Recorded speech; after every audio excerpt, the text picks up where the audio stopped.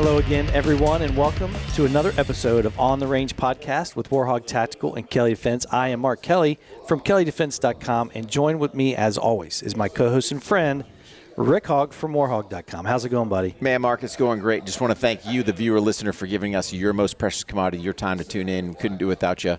We are live here at Royal Range in Nashville, Tennessee, supporting the Second Chance Canine fundraising event. So super excited about today's guest. So we've got Dani here from Concussive.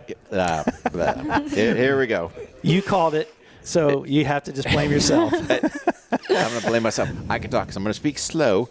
Concussive, and I want to say it's not consult. I'm going to mess it. Got it. That's right. Is it consult? It is okay. consult. Subconcussive consult. See, when you get TBIs, right? This is the drama. So, Dani, welcome to the show. Thank you for having me. Yeah. So, just going to kind of jump in a little bit if you want to tell people kind of what you're doing, especially on the vestibular side, kind of helping people out, work with the military and stuff like that. Yeah. So I am a physical therapist, and so as a civilian physical therapist working a few years ago back at Madigan, I noticed that there were some special tactics guys that were being referred to me towards the end of their career, and they were having these vestibular symptoms. However, they weren't really having a specific event that was triggering these symptoms. And so, one, I didn't really understand why they were coming in with, why they were having these symptoms. But then two, how could I help them?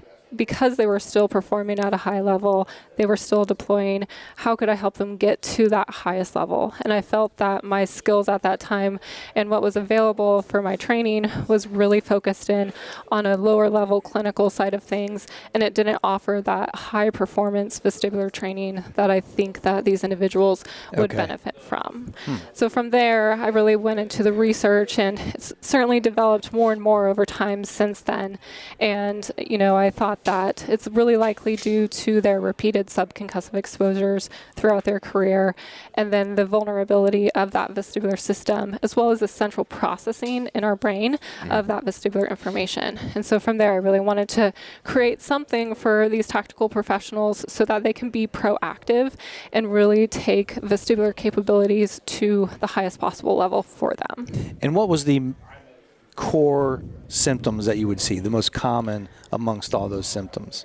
Yeah, they really described it as this intangible slowing down, particularly when they were in these more visually dynamic environments. So because they're really in these highly stimulating, especially visually stimulating environments, they felt like they just didn't have that edge anymore. And so I really wanted to help them control what they can control in that area and maintain that edge, because obviously their skill sets are still very valuable, especially throughout your career. Right. Yeah, and I know for myself, one thing I noticed was, especially going in the shoot house, that your ability to process information, i.e. target ID, starts to slow down. So before it was like, hey, I can see hands, identify threat, not. You start noticing that slow down. So it almost sounds like that's what these guys were kind of experiencing, was that ability to process information throttled back down. I almost kind of put it almost at a little punch drunk deal where you're just, it's like your bell's been rung a little bit and I can't quite process the information. Is that kind of what they were explaining to you? Yeah, and I think that's exactly how they were trying to describe it, is similar to that punch drunk. And I think that it's important that we recognize that, there's these big differences between the clinical side of things where, a concussion is a clinical diagnosis, TBI, CTE, Parkinson's, all of that's on the clinical range of things. But then there's also this performance side of things that can be a huge difference too, that 4-minute mile versus that 20-minute mile. And so really trying to get them at that 4-minute mile in these vestibular specific capabilities. Yeah. Okay. And what would you do? I'm sorry, Rick. No, you're going to hit it. I know. What would you do to treat that specific piece? Is the how? Because I would see why that would be a big draw from someone like myself or Rick. Hey, how can I ramp that performance back to where it was or even beyond that? What are you doing to help with that? Yeah, so it took me a while to really, I was I bet. studying, the values of these individuals, making sure that whatever I create, it's in alignment with those values and the constraints that they're facing. So one of the first things is I want them to be able to do this kind of training pretty much anywhere in the world. So it has to be, without these like specialized equipments, these very expensive equipments that like NASA utilizes for vestibular training, right? That's not, we can't spend $300,000 and ship it, wherever. Yeah. And then, meet them where they're at. So I wanted to build something that's more like in the gym, similar to like the strength and conditioning type stuff, but makes some little tweaks where we can sneak in some vestibular training within that too. And then I wanted to really develop a progressive overload approach so that, they start here, but I didn't want to build a built-in ceiling for them. I really wanted to make sure that there's always a way for them to continuously push as far as that they wanted to be able to. So it's scalable. Definitely. Okay. Yeah. And it has that specificity because everyone has different goals. Someone might really want to build up their deadlift. Someone might want to improve their 2-mile time. So for the vestibular system and vestibular capabilities in particular, I really wanted to make sure that I communicated it and built it in a way that they were like, this is what I want to work on. All right, here's a pathway that I can utilize to develop that for that specificity. Yeah. So one thing on that, and I think this would kind of for me, so when I'm looking at, let's just say, for example, I'm looking to change my focus at numerous different targets and that ability to kind of go from one to another. Do you have like a certain drill to help guys kind of drive those eyes to be able to process that information? So like if they were coming into CQB, hey, how am I taking this whole room in and processing that at a more performance level? So some of the like decision-making type of things would be on that cognitive side of things, where the vestibular system could help with that. Is that, so if you're entering a room and let's say you're having like a divided focus, so these eyes jumping target to target, that would be saccadic eye movements. Well, you probably want to be able to make those eye movements with speed and accuracy while moving your feet with speed and accuracy. So in order to have that speed and accuracy of the eye movement while maintaining that speed and accuracy of your footwork, you're going to utilize your vestibular system. Your vestibular system is going to help keep your balance. It's going to have that speed and precision of that movement and whatever movement you're wanting to do so that your attention can be on that cognitive decision-making part, right? Yeah. Okay. So part of it would be, what movement pattern are you doing? And then adding in divided focus. So if you wanted to do like a lateral shuffle, well, if you look at people training in the gym, they're training their lateral shuffling, but they're staring at the ground. Right. So can you maintain that speed and precision of that lateral shuffle with a divided focus? And then can you do it with an increased speed of that divided focus? And then you can play with target positionings. Are they just here and here? Or are they up and down? Are they near and far? Things like that. And so that's how you can really start to play with it with that specificity component. And it's really an infinite number of ways you can train. And that's why it's really important to empower the operator themselves, who knows the demands of their job best, of being able to adjust things with that specificity for them. Awesome. Yeah. I know we talked about the slowing down factor on the performance side.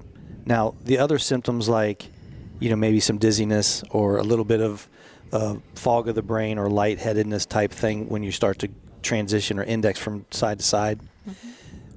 Was that stimulating negative feelings for the folks that were coming to you sometimes and they didn't want to participate? Because, the only way to really train those things is to activate that stuff. So were you seeing any some bilateral type symptoms occur that they didn't like and they had to, go to different types of trainings or exercises? Yeah, so if they're having training with like that turning or symptoms with that turning motion and they don't like it, kind of makes them feel kind of sick kind of a thing, or if they turn and they lose that visual clarity, and so that's going to make them want to like stop and slow down. And right. So that's something that we can train. Okay. So the vestibular system is your body's built-in accelerometer. So anytime we move, that's going to activate our vestibular system. And so if we're turning like in this plane, this is the yaw plane or the no plane of motion. That's a specific structure within the vestibular system that's going to sense that. So we can slowly start to desensitize to that in different ways, right? And so I like to use a metronome so we have that objective measure of how fast you're going. And so then you can do it with like a single target, or you could do it with 2 targets that you're turning side to side to, right? So there's a lot of different ways. And then we can add in footwork because you're probably not always going to be standing still with it. We can close your eyes and do it. Can you keep that visual target? Can you have eyes on that target with turning? And then you open your eyes and you're still right on that target. So all these things, it's just like, what are we capable of? And I think that, and please correct me if I'm wrong, most people aren't training this in this way, and they may not even have heard of the vestibular system, but it's so crucial and integral to performance, particularly in tactical professionals. And, you know, when we're talking about milliseconds and millimeters mattering, I think it's just something I'm very passionate about. Like, we want to give you all the tools, every single tool that you need in your toolbox to be successful. Yeah, to increase that performance. And then a lot of times what we see is we'll have guys doing certain things to try to cope for those weaknesses. And unfortunately, those coping mechanisms don't always equal performance. It may get you by something, but you're not getting that performance increase. So it's one of those where guys have to be an honest broker and go, hey, I am not performing at the level. Because we all, at least for me, I'll just use myself as the example.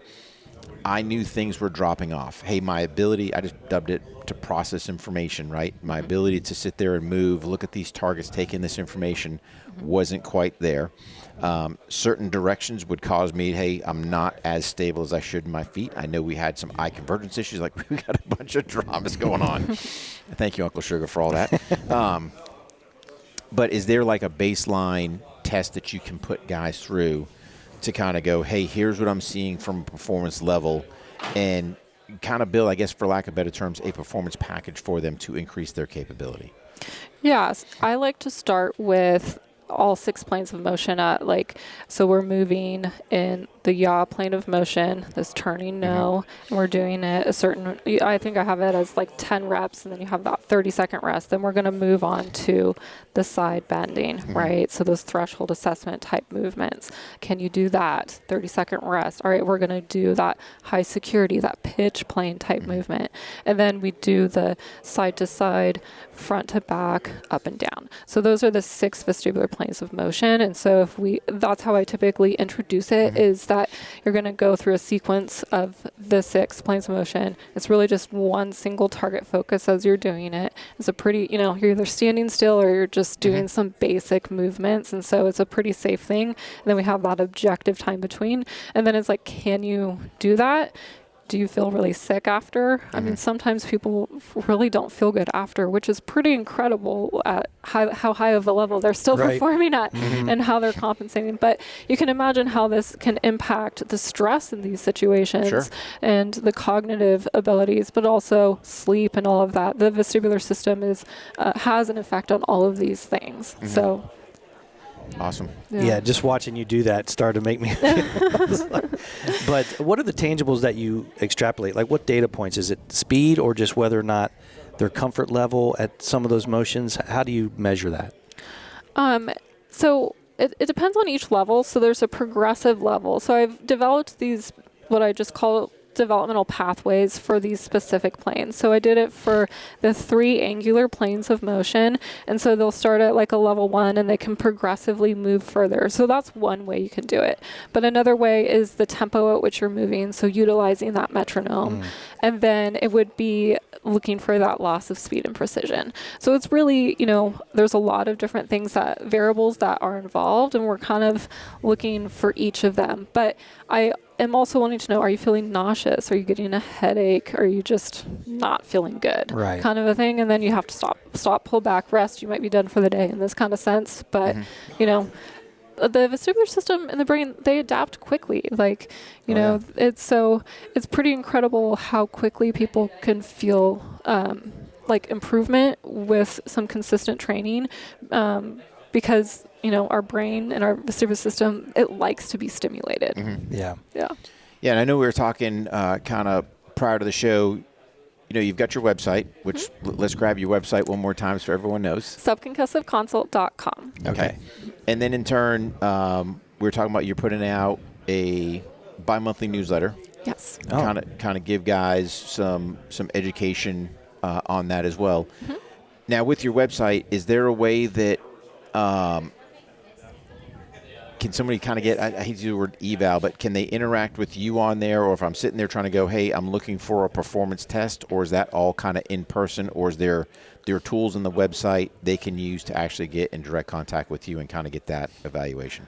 So they're welcome to shoot me an email. I'm not doing like one-on-one individual training at this point. I do have, it's called the Breacher Up program. And so really it's just built with breachers in mind for integrating vestibular training into their strength and conditioning program. Okay. So it's just a $20 little program that you can buy. There's 3 phases to it. And so that's a simple way, 3 days a week, that you can integrate this into like your warm-up or whatever and start kind of testing the waters in that sense from a vestibular program, performance program. But I've also, those pathways, I've developed some, a program for that. And really right now it's in beta. So I'm getting it out to some guys and some teams to be put through that. So hopefully I'll have that available for purchase for any kind of agencies in the future as well. That's awesome. Yeah. And is there any secondary benefits that you've seen to this? I mean, people having diagnosis from things that they didn't know. They just noticed some things were wrong, and they do your testing. They'll say, and you're like, hey, you kind of have an issue with this, and let's just get this rolling so that you feel better. I haven't had anyone that's come to me that's like it's discovered some kind of like serious medical diagnosis, luckily. Yeah. A lot of guys are just saying, some of the guys have said their jiu-jitsu's gotten better from integrating this vestibular training, which, I mean, it's performance. It's going to affect any kind of athletic endeavor. They're sleeping better, and some of them are just like, I just feel better. So I mean, that's just a win and worth all of this, to me. 100%. And all of that. So, and hopefully as I am able to get this out there more and get more people doing it, we can get more and more information and data points from this. I think it's great that you're focusing on this as a performance side of the house. Oh, 100%. Because we're always talking about how can we be a little bit better here, a little bit better here. And you don't hear too many folks focusing on that when you just demonstrated how critical it is for these tasks that some of these guys are asked to do. No, 100%. Yeah. I think you got an interesting point just with your name. So the subconcussive, a lot of people aren't looking at it from that aspect. They're looking at a true concussive. If you can articulate just a little bit the difference, because I think people don't even understand how they're even being concussed. So let's just look at the military guys, for example. This is just Rick's opinion. I'd love to hear, from you. So if I'm flying in a helicopter, this helicopter's moving. My brain is in there being basically, God knows how many times concussed, right? Because it's bouncing in there somewhere. Some of the not even at the explosive systems that we're using, but just even at the small arms, some of that just, PSI coming back from those weapon systems, whether it's rifles, machine guns, whatever. I'd just like to get your impact as far as the subconcussive and just educate the viewer, listener out there a little bit on that versus a full concuss. Absolutely. So subconcussions are, it's not clinical brain impact trauma, right? So let's look at like a boxing match. Someone takes a blow to the head and they're concussed. The medical team's out there, they're out, right? But how many micro hits and micro traumas have they taken that are not concussions? But adding all of those exposures up throughout their career, their training, that can have significant impact on, one, the vestibular performance, but also long-term consequences, increased risk of frontotemporal dementia, young onset Parkinson's disease, obviously the CTE component, right? So there's both the performance side of things and then the long-term consequences that we're concerned about. hit the nail on the head there. There's a pervasiveness of various mechanisms of subconcussive exposures in tactical professionals. So they're showing it in aviation, those G forces, right? They're showing it in dive teams, that oxygen deprivation that they're experiencing. They're showing these neurotrauma biomarkers after they've had these dives. So those shaking, whether it's in the helicopter or like SWIC, those boat slamming kind of instances, right? Yeah. So those would be coup contre coup type shaking injuries. So, and then you have that blast over pressure. And so then you're having like the mortarman, but also if you're firing an M4 inside of an enclosed space, how many firing rounds have you been exposed to? So right now they're looking at the threshold of they're trying to keep it below 4 PSI. But that's based on, not even based on neurotrauma, it's based on the pressure it takes for an unprotected ear to the eardrum to rupture. So there's huge gaps in the research, and they're really researchers are really trying to be on top of it. So one of the things I like to do with my newsletter is just write articles on some of the research that's coming out, so that we can acknowledge their hard work, but also so that you all who are affected by this are educated and can make informed decisions, advocate for yourself and such. Yeah, that's absolutely huge, because too many times I think they're looking for that concussed injury, where to me it's, okay, that's fine, but if I'm using this weapon system and let's just say it's giving me an 1/8 PSI every time I fire it, that's like the little ball peen hammer going dunk, dunk, dunk, dunk. So that's going to have effects over time. Yep. So to sit there and go, hey, 4 PSI is the magic number. Okay, great. What about these umpteen thousand, let's say 1/8 PSI I just took, right? That's going to have effect as well. So there's been some interesting research that's coming out that's like calculating how much over time, like a 3-day training period or 15-day training period, and it's over 1,000 PSI. It's pretty incredible just how much. And so, awareness is key, but then it's like, okay, so what are we doing about it? How can we reduce things? I mean, it's going to take all hands on deck, a lot of different variables and strategies to affect this. And so my small little lane is really, okay, this one thing, the vestibular function, it matters. How can we be proactive about that? And then it's also the component of maybe people will be able to better communicate to their medical teams what's going on as well. Yeah. And not to mention the freaking performance aspects of this. Yeah. I think it's unbelievable, especially if it's something they can do on their own with your program and scale it up to where they can really push their performance way up there. Yeah. Huge. Always looking for that edge. That's it. Well, thank you for being here. Another guest where we're going to have to put you on speed dial because we have all kinds of TBI and performance questions. So, like, Dani, I got this going on. Help me out. Yeah, that's right. Awesome. One more time, give us the website so people can check you out. Subconcussiveconsult.com. There you go. All right. Well, that's going to be in the show notes.